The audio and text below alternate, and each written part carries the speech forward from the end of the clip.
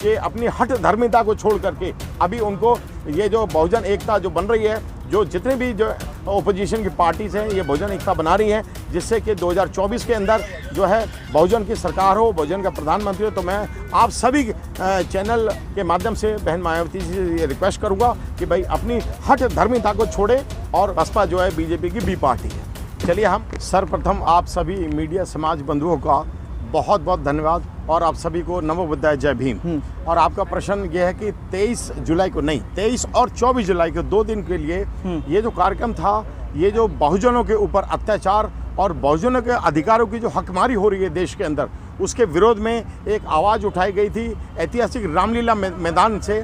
और ये बहुत सफल कार्यक्रम रहा। इतनी धूप, गर्मी और उमस के बावजूद बहुजन ने अपनी उपस्थिति दर्ज करा करके ये बता दिया है कि बहुजन जो है वर्तमान सत्तारूढ़ी सरकार से बहुत परेशान है।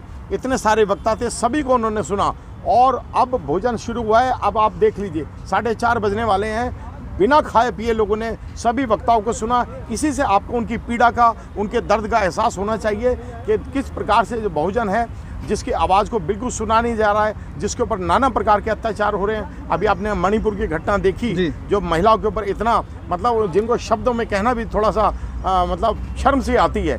मतलब दो महिलाओं को निवस्त्र कर उनके साथ जो है खेतों में ले जा करके गलत काम किया गया, रेप किया गया। तो अब आप ये देखिए लॉ एंड ऑर्डर की क्या सिचुएशन है। और आप ये देखें जंतर मंतर के ऊपर जो है 1.5 महीने तक जो है महिला पहलवान बैठी रहीं और उनके साथ भी क्या बर्ताव हुआ। और उन्होंने जिसके ऊपर एलिगेशन लगाया था उसको गिरफ्तार भी नहीं किया गया। ये बात अलग है कि सुप्रीम कोर्ट के डायरेक्शन के बाद उसके ऊपर एफआईआर दर्ज हुआ, पॉक्सो लगा, लेकिन उनको भारतीय जनता पार्टी ने उनको बर्खास्त नहीं किया। उनकी जो मेंबरशिप है वो पार्लियामेंट से कैंसिल नहीं की। इसी से आप अंदाज़ा लगा लीजिए कितने पक्षपात कर रही है ये सरकार। तो आपको क्या लग रहा है, जिस बहुजन समाज की आप बात कर रहे हैं, वो कितना प्रतिशत आपके साथ एकजुट हुआ है? ऐसा है, जब हम बहुजन शब्द इस्तेमाल करें तो इसका मतलब होता है अनुसूचित जाति, जनजाति, पिछड़ा वर्ग और अल्पसंख्यक वर्ग। आज ये वर्ग त्रस्त है क्योंकि यही वर्ग है जो इस देश का कभी मालिक था और आज यही वर्ग है जिनके पास रोज़गार नहीं है और जो महंगाई की मार से त्रस्त है। और देखिए सरकार तो मस्त है, क्यों? क्योंकि सरकार को बढ़ करके जीएसटी मिल रहा है। जितनी ऊंची महंगाई होती जाएगी उतना ही बढ़ के सरकार को जीएसटी मिलेगा। तो सरकार की कमाई तो होती जा रही है, लेकिन गरीब आदमी का क्या? अभी आपने देखा होगा कि 2 साल तक कोविड की वजह से बेचारे मजदूरों के साथ क्या हुआ, सैकड़ों किलोमीटर उनको पैदल चलना पड़ा। उनके पास जेब में पैसे नहीं थे और उनको अभी तक बहाल नहीं किया गया है। देश के जो छोटे उद्योग धंधे सब चौपट हो गए और जीएसटी भी इतनी हाई है कि जो छोटा बेचारा निम्न आय का जो व्यवसाय है उसको तो बेचारी बहुत ही कमबख्ती आ रखी है। सर, एक मेरा आपसे ये सवाल है, एकत्रित होने की आप लोग बात करते हैं और कहीं ना कहीं देखा जाए बहुजन समाज की, तो जितना उसे धर्म की ओर अग्रसर इतना हो चुका है कि उसे दूसरा चीज़ देखी जाए, देखने को नहीं मिलती है। ऐसा है, जब किसी को राजनीति से दूर करना हो, जब उस किसी को ज्वलंत मुद्दों से दूर करना हो, तो सारा ध्यान जो है हिंदू मुस्लिम की तरफ या धर्म की तरफ डाइवर्ट कर दिया जाता है। ये एक राजनीति है और ये एक साजिश है। जो गरीब आदमी है बेचारा वो उसका शिकार है। गरीब आदमी जो है अपना कितनी मुश्किल से आज जो है अपनी दाल रोटी कमाता है और इन सब कामों में उसका काफ़ी पैसा निकल जाता है। ये देखिए बाहर के मुल्कों की बात करते हैं, बाहर के मुल्कों में ना तो जातिवाद है, ना ही वर्ण व्यवस्था है, वो लोग तरक्की कर रहे हैं। और हमारे इधर आप देखें कि जातिवाद तो सर बहुजन समाज में भी है ना। बहुजन समाज है, उपासी है, ये ऐसा है, ये तो विरासत में उसको मिला है। ये अभी की इसकी संरचना थोड़ी है। इसका निर्माण अभी नहीं हुआ है। ये सदियों से जो है ये एक वजन उनके कंधों पे डाला गया है। ये देखिए बाबा साहब ने जो आरक्षण का प्रावधान जो संविधान में किया है, संविधान में इसलिए किया है कि कुछ ऐसी जातियां थी जो सैकड़ों वर्षों से अत्याचार के शिकार रही हैं और जिनके ऊपर नाना प्रकार के अत्याचार हुए और उनको जो एक मानवता के नाते जो उनको एक प्रेम, प्यार और मोहब्बत और भरण पोषण का जो उनका अधिकार है वो छीना गया है। तो इस कारण से बाबा साहब ने उनके लिए आरक्षण का प्रावधान किया है। उनके बच्चों को शिक्षा मिले, वो लोग जो है शिक्षित होकर के रोजगार पावें और उसके बाद उनको राजनीति के अंदर भी अगर अपना भाग्य चमकाना है, अपने लोगों का भविष्य सुरक्षित करने के लिए, तो ये सब सारे अधिकार बाबा साहब के दिए हुए हैं। लेकिन आज उसी संविधान की देखिए आप धज्जियाँ उड़ाई जा रही हैं। कौन उड़ा रहा है धज्जियाँ? देखिए जो मनुवादी लोग हैं जो इस बीमार मानसिकता से ग्रसित हैं, वो देखिए हमारे लोगों में बहुजन, न केवल बहुजन और जो अपने आप को ऊंचा समाज का कहते हैं, हालांकि ऊंचा नीचा कोई नहीं होता। हाँ। कुदरत भी जो है अपने, अगर नदी नाले झरने पानी देते हैं सबको बराबर देते हैं, पेड़ पौधे ऑक्सीजन देते हैं सबको बराबर देते हैं। कुदरत ने सबके खून का रंग लाल बनाया है। हाँ। और कानून भी हमको बराबर बताता है और संविधान भी हमको बराबर का हक देता है। लेकिन अभी भी कुछ ऐसे लोग हैं जो ऊंच नीच का, अब आप ये देखें आए दिनों आप पढ़ते होंगे कि फला की जो घोड़ी है बारात का, वो बैंड बाजा मेरे घर के सामने से नहीं निकलेगा।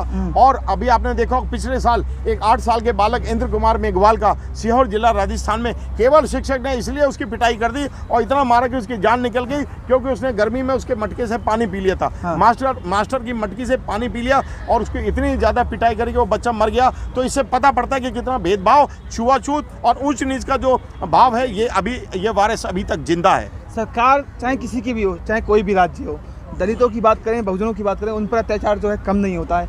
उसके पीछे की वजह क्या मानते हैं आप? ऐसा है, देखिए अभी हमें क्या पढ़ाया जा रहा है, जो मैंने कल भी ये बात बताई थी, जो असली इतिहास है उसको छुपाया जा रहा है। अब आप ये अभी आप इस चीज़ पे गौर फरमाएं कि 1857 में जब हिंदुस्तान के मतलब स्वतंत्रता पहला संग्राम हुआ था, तो वो जो है माता दीन भंगी की वजह से हुआ था, ना कि मंगल पांडे की वजह से, जबकि मंगल पांडे को बहुत हाईलाइट किया गया। और लेकिन सच्चाई क्या है कि माता दीन भंगी ही वो पहला व्यक्ति था बहुजन समाज से जिसने ये बताया था कि कारतूस का ये जो ढक्कन है इसको बंद करने के लिए सूअर की और गाय की चर्बी का प्रयोग किया गया है। तो ये जो उस पलीते के अंदर जो पहली अग्नि दी थी ये माता दीन भंगी ने दी थी, लेकिन उसका नाम इतिहास में इतना हाईलाइट नहीं किया गया। और मंगल पांडे को ये कह करके कि भाई इसने अंग्रेजों के खिलाफ ये जो कारतूस है, इसका जो ढक्कन है उसको चर्बी सूअर की और गाय का, लेकिन असली उसको बताने वाला माता दीन भंगी था। इसी प्रकार मैंने कल बताया था वीरांगना झलकारी बाई कोरिन जो बुंदेलखंड से हैं, जो रानी लक्ष्मीबाई की जो दुर्गा वाहिनी की जो महिला सेना थी उसकी सेनापति थी और उसके नाम को भी छुपाया गया है, जबकि लड़ती वो थी युद्ध के मैदान में और रानी झांसी का नाम होता था। और जो अंतिम युद्ध था वो भी 1857 की बात है। और जो उन्होंने अंतिम युद्ध लड़ा उसके अंदर जो ब्रिटिशर्स का जनरल था A.O. ह्यूम रोज, उसने जब देखा कि जो घोड़े के लगाम को मुंह से पकड़ती है और दोनों हाथों से बिजली की तरीके से तलवार चलाती है, तो ये कौन है। जब वो और उसके घर में गया तो उसने अपनी ऑटोबायोग्राफी में लिखा था, if 1% women of the country turn out to be Jhalkari then we have no other option left only to leave the country. तो उसने बहुजन की वीरांगना की तारीफ की थी और वो तारीफ किसको चली गई? रानी लक्ष्मीबाई को। सर आज के समय में एनडीए की हम बात करें और इंडियन विपक्षी दलों की हम बात करें, उन्होंने एकता बनाई, इस एकता में महागठबंधन को नाम दिया, इंडिया नाम रखा गया। तो क्या लग रहा है कि उस महागठबंधन में मायावती जी समर्पित नहीं है, साथ नहीं है, समर्थन में नहीं है, इसके पीछे की वजह क्या जान रही है? बहुजन समाज क्या उनके साथ नहीं है? ऐसा है, अभी जो 2019 में चुनाव हुए थे, बहन जी मायावती जी ने एक कोट जो है मीडिया के सामने किया था। उन्होंने ये स्पष्ट बोला था कि जहाँ जहाँ बसपा का कैंडिडेट ना जीत रहा हो वहाँ भाजपा के कैंडिडेट को जितवा देना। तो उनका ऐसा बयान देना, ऐसा स्टेटमेंट देना ये बताता है कि वो जो है अपोजिशन के साथ नहीं है। हालांकि उनको मनाने की कवायद चल रही है, तो मैं ऐसा समझता हूँ कि वो अपना थोड़ा सा गुस्सा नाराज़गी दूर करेंगी और बहुजन की आवाज़ में आवाज़ मिलाएंगी और बहुजन एकता को मजबूत करेंगी। युवाओं की अगर नीतीश कुमार जी ने भी बहुजन बीजेपी से गठबंधन करके अपनी सरकार बनाई थी। अगर बहन जी का अगर ये ट्वीट आया था या ये बयान था तो उसमें आपको ऑब्जेक्शन क्यों है? नहीं, ऐसी कई सारी तमाम पार्टियां हैं जिसने बीजेपी का साथ लेकर के अपनी गठबंधन की गवर्नमेंट बनाई। नहीं, वो बात सही है। देखिए गठबंधन की सरकार तो बनती रहती है। अभी आपने देखा होगा महाराष्ट्र के अंदर भी वही हुआ, लेकिन जो महाराष्ट्र के अंदर हुआ वो बिहार में होने वाला था। वो तो आदरणीय माननीय नीतीश कुमार जी ने वो अपना उधर से मतलब गठजोड़ तोड़ा और तुरंत जो है उन्होंने अन्य दलों के साथ हाथ मिलाया और अपनी जो मुख्यमंत्री की कुर्सी थी उसको बचाया। तो गठबंधन होना या ना होना ये तो राजनीति में बड़ी आम बात है।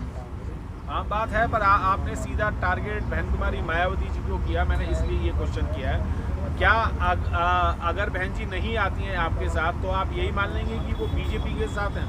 देखिए उनके बारे में कहा तो ये जाता है, आप देख लें इंटरनेट पे भी अवेलेबल है कि बसपा जो है बीजेपी की बी पार्टी है। चलिए हम उसको नहीं कहते, क्योंकि इंटरनेट पे तो कोई खबर जो है मजाक के तौर पे भी ली जाती है।